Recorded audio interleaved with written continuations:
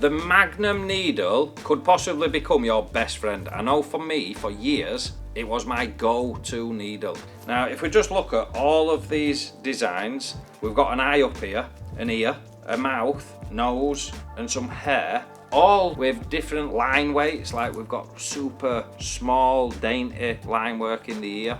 We've got the eyelashes. We've got the depth of the teeth, that gap underneath teeth where it's really shadowed. We've got the softness of the nose without real line work, just creating edges. And then we've got the texture of a woman's hair. It's kind of crazy to think that all of these designs was done with a curved Magnum needle.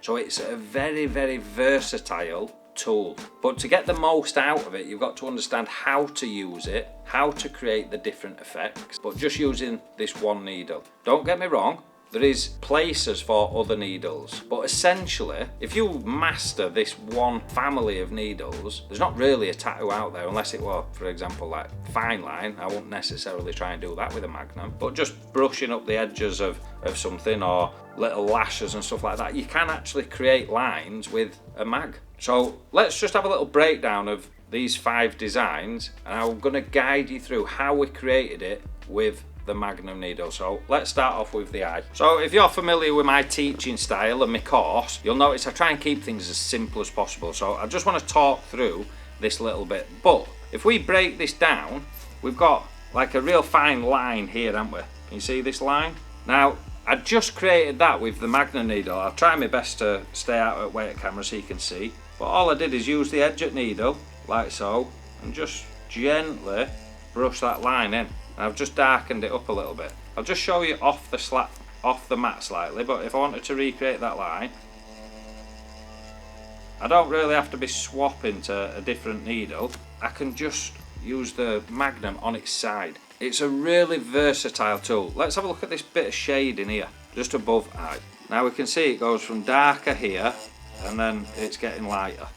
Equally, if I wanted to extend it a little bit, I would just do that same technique. Look, I'm just using a mixture of whip shading and brush shading and the angle of the mag. Now you've just seen that I've just blocked that area in dark a little bit. So that's a packing technique. Again, if you've been on the course, you'll be really familiar with this. But if I wanted to do this area really dark, I can use the mag for that as well. Just in, make sure it's square on, so we're not just putting one edge of the needle in, all needles in together, and just tight overlapping controlled circles. That's going to pack that area in nice and dark. If we just want lighter areas down here, we'd swap to the brush method. So the brush method is pendulum motion, in and out, just nice and controlled. And I'm just extending that shading just to show you.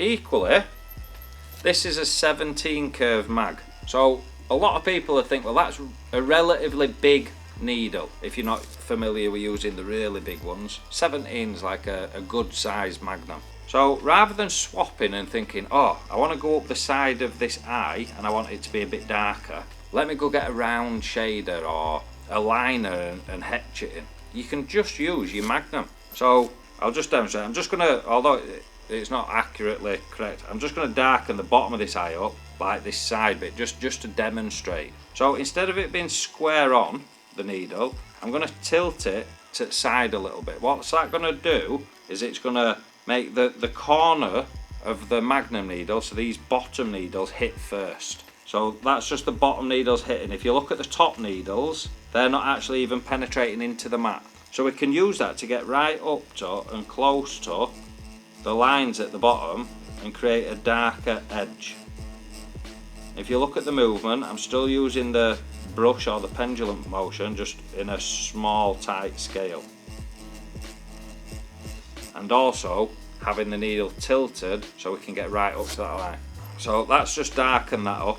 Let's move on to the next one. So the exact same thing really, even with this ear. Now, just quickly, if you found it useful and you're interested in drills, simple designs, full tutorials, a step-by-step curriculum, and been surrounded by like-minded people, check out our school community. When we're looking at a portrait, they don't necessarily have like as you're looking at me now, I've not got a black line around my ear. Sometimes, especially as a beginner, they do that and they'll get a lining needle and then create a really solid, definite edge around something, and then that instantly gets rid of the realistic look, feel, and even approach. However, sometimes we do want to create a definite edge, but a softer definite edge, and a Magnum needle is really good at doing that. Now, although this creates like a line around the edge of it, we're doing that with just the intention of, look, we don't want a solid black line, however we do want a defined edge, because it's going to help the tattoo stand the test of time and just separate the two parts. So in this case it would be separating the ear itself from whatever is in the background. That's sometimes got to just be a little bit bolder to actually make it last longer as a tattoo. So again, just the same as the ear, we didn't have to swap to a lining needle to create that.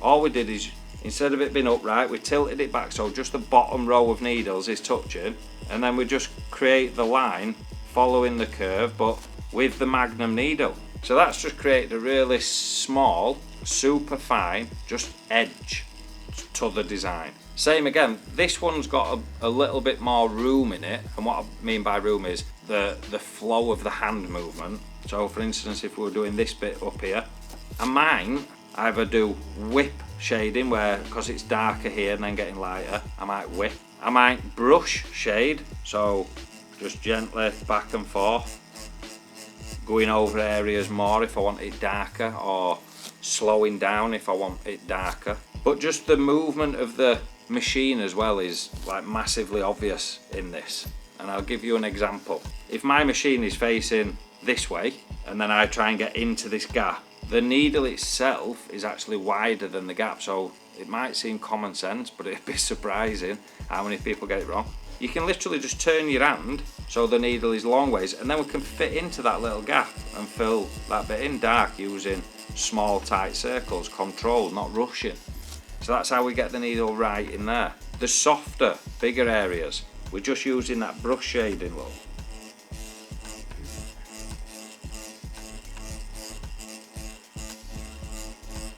And starting to build that out. Lighter areas is just lighter versions of brush shading. We've just covered the eye and the ear, two essential parts to a portrait, but we've not had to learn any new magical skills. We've just packed colour, tight small circles, overlapping. We've used whip shading, we've used brush shading. We've twisted and rotated the machine to get into certain tight angles. Nothing overly complicated. Let's move on to the mouth and see what methods and techniques we need to actually create this. So again, we've got a really dark bit inside.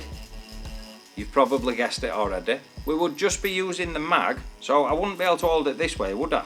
Because look, it'd go onto the lip, because the needle is too wide for the area, but we can combat that. We can just turn the machine so it does fit in. Or you could tilt the machine and just use the corner needles to get into really tight areas. But that's the technique that we'd use to get that inside the mouth bit. Then we've got the bottom lip. Well, it's the same as the ear or parts of the eye where it's softer and it's just like one tone in areas. So we're just going to use the brush method. So I might brush that way. If I didn't want any direction to it, then I might do some that way and then some diagonally across it to avoid any direction within the shading, so it helps flatten the image and it helps make it more consistent and no like direction to it. As these darker bits come up the lip, again I've just done all that with the mag. All I did was darken the areas up, using the Magnum on its side, just start whipping up a little bit and going into that lighter area. That's what's giving us the creases in the lip. But again, nothing about this has been rocket science. We haven't had to learn anything new. There's a slight bit on here, just here, look, where to emphasise that lip's turned up a bit, it's almost got an edge. Now if we'd have done that with a liner, it would have been a really defined edge, and we wouldn't want that as a portrait. So what we can do, as I've already explained, is just turn Magnum on its side and we've just darkened that edge up. to create that effect. Let me just clean that up and then we'll move on to hair. So when it comes to tattooing hair, I feel, through experience and looking at God knows how many people's work, it's almost the part of the portrait that typically people do last, and it's almost like they run out of patience at this part. But it's one of the most enjoyable bits, I find.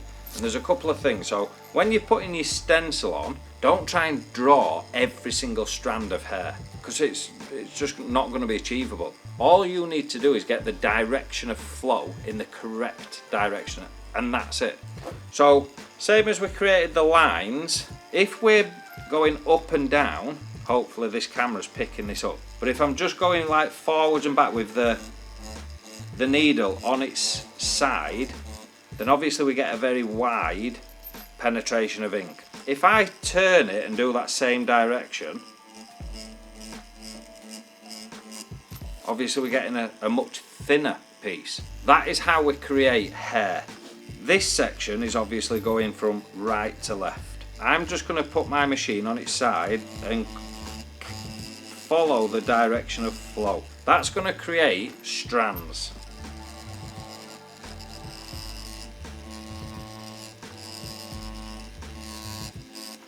What I don't need is to follow any particular hair by hair bit of the stencil. We create that by visually looking. What I mean by that is we can see that this part is underneath, so this top section of hair is, the light is hitting that. What that's doing is casting a shadow underneath. So we would mark that out in our stencil. That would be essentially like a little triangle here. So I'd leave that little bit a bit lighter, and then I know to darken this bit up, again just going in the direction, and then we're creating strands. I'm just going to show you on a bit that's not the tattoo. So like this line, if we're just going back and forth,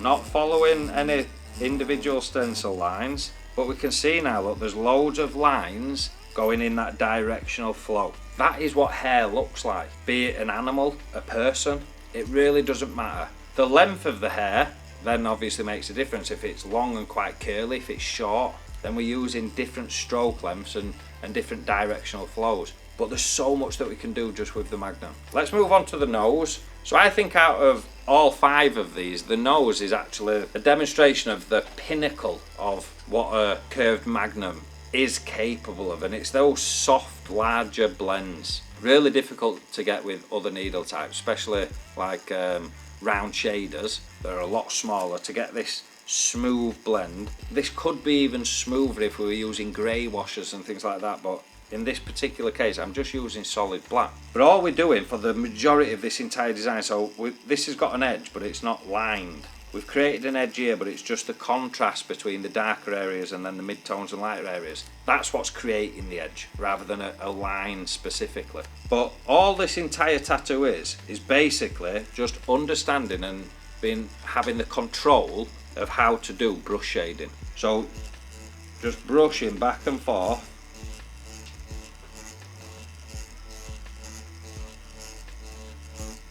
like so, to get light areas. So this light area would represent here, that's nice and light. When I want darker areas, I'd maybe cross hatch or just go over that area again, or slow down a little bit so the needles have got more time to penetrate in that particular area. All of these little tiny changes have a real impact on the tattoo itself. So just as an example, if I wanted the nostril area here to look like it were more defined and more stuck out, all I'd have to do is just darken this little area,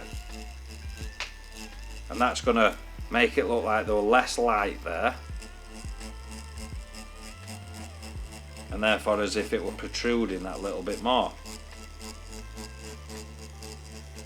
So you can see now that looks like it's got more of a dint in it. All I've done is just darken that little area up. So the aim of this video, or this lesson, or whatever you'd like to call it, I just put it out here on YouTube for everybody to watch, is I want you to start not experimenting like silly, but if your favourite needle is a small lining needle. You can shade with that needle, you can line with that needle, you can do an entire tattoo, a full back piece with a 3 round liner, or a small round shader, or in this case, this demonstration, a Magnum needle. There's no needle with just one purpose. When you read the needle families, a lot of beginners are mistaken by thinking, well, liners are for lining, round shaders are for those really small areas, and Magnums are for either packing colour, black and grey, or colour just solid, or just the large areas of shading. So all of these designs were done with a 17 curve mag,